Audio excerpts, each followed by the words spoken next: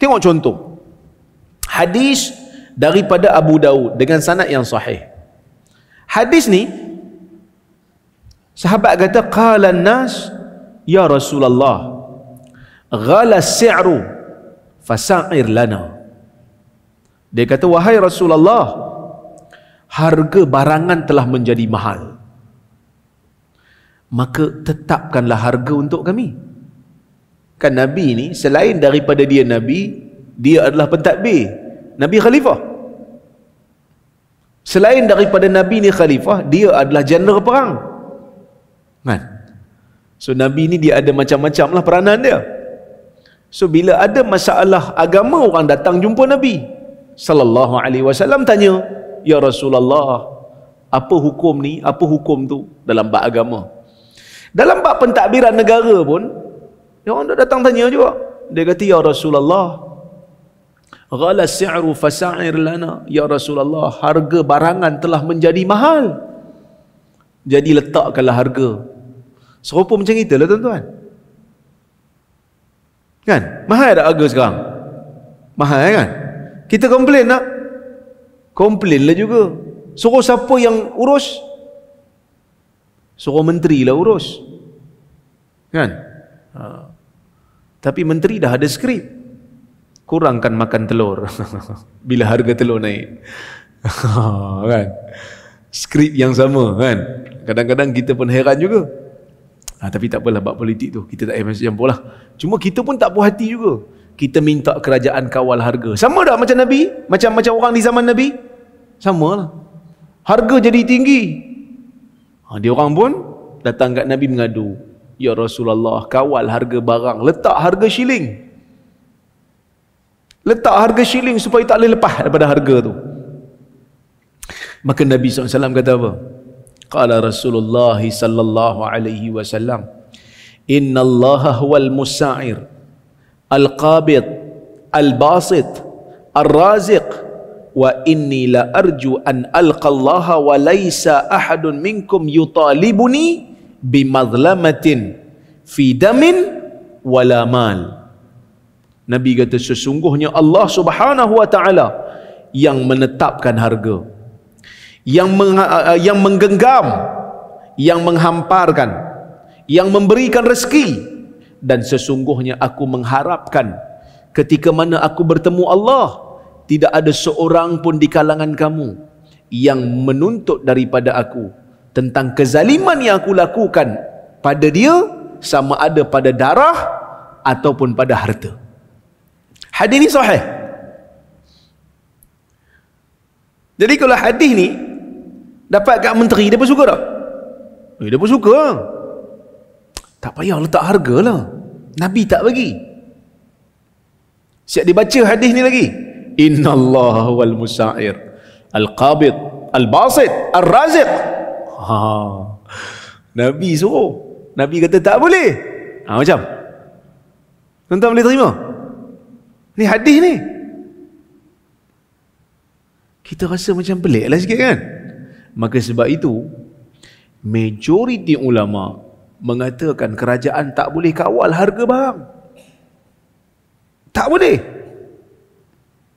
Macam okey,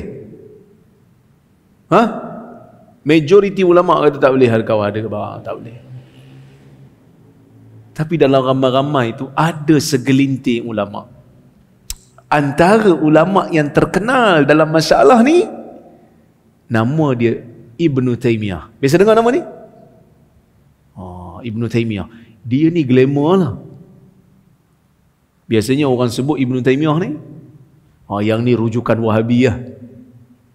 Tapi hari ni kebanyakan negara pakai fatwa dia ni. Walaupun negara yang inti Wahabi pun pakai jugalah.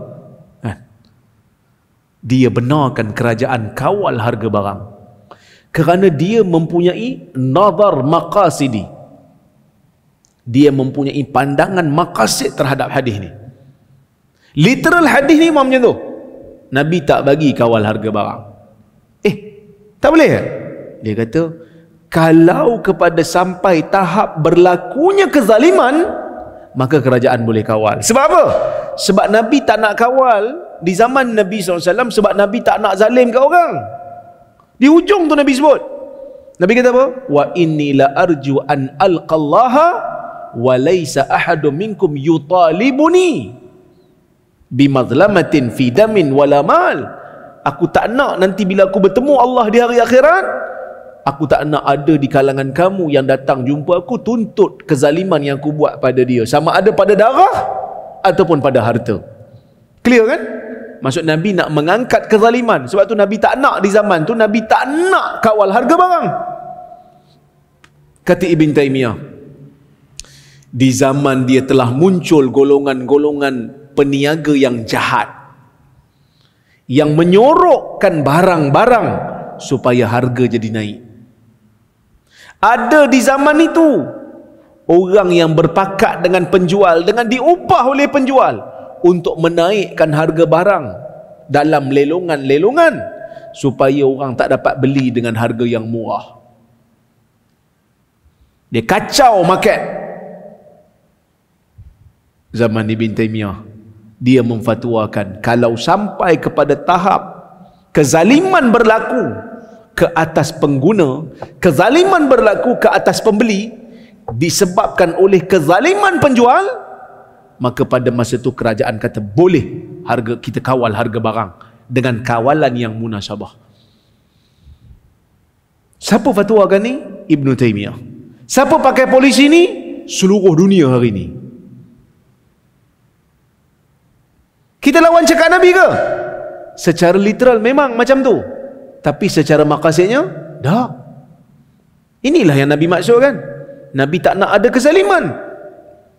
Nabi tak buat zaman tu kerana zaman tu tak buatlah, tak kawal tu tak zalim. Bila sampai zaman sekarang tak kawal jadi zalim tak? Kalau tak kawal jadi zalim pada pembeli, dan kena kawal. Dan kena kawal. Sebab itu kadang-kadang kita perangai hilang barang. Kita pengeluar sawit pun tak ada. Minyak sawit tak ada.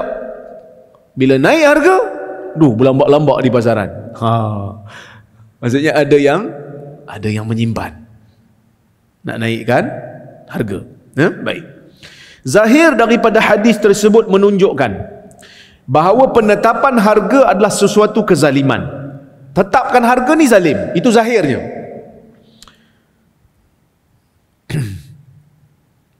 Dan penghalang kepada orang ramai, sedangkan mereka pemilik harta-harta mereka. Saya tak boleh nak zalim lah, itu harta dia, suka hati dia nak jual banyak mana pun. Zalim pada dia, takut-takut dia terjual dengan harga yang lebih murah, sedangkan modal lagi banyak. So kerajaan tak boleh asalnya. Majoriti ulama memahami hadis tersebut secara zahir hingga mereka mengharamkan penetapan harga, sama ada ketika situasi harga mahal ataupun harga murah. Tak kira, dia kata tak boleh kawal, kerajaan biar macam tu je. Okey. Namun Ibn Taymiyah berpandangan bahawa hadis ini berkait dengan maqasid syariah, lalu iaitu menghilangkan kemudaratan daripada orang ramai.